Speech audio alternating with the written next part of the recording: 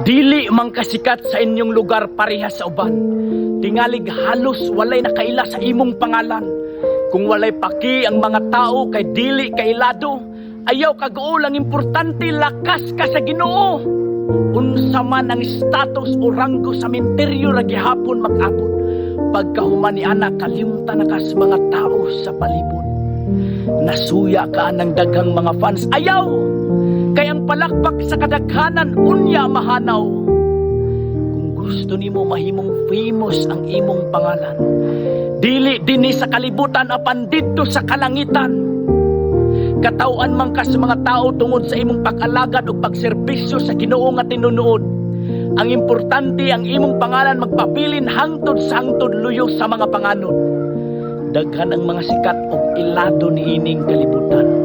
Halang doon ginalook up, ginaabangan o ginadayig sa kadaghanan.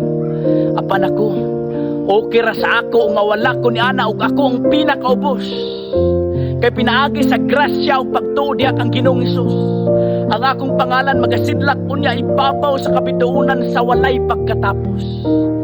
Mas pilion ako nga dinhi walay nakaila. Apan didto sa basahon sa kinabuhi ang akong pangalan nakalista.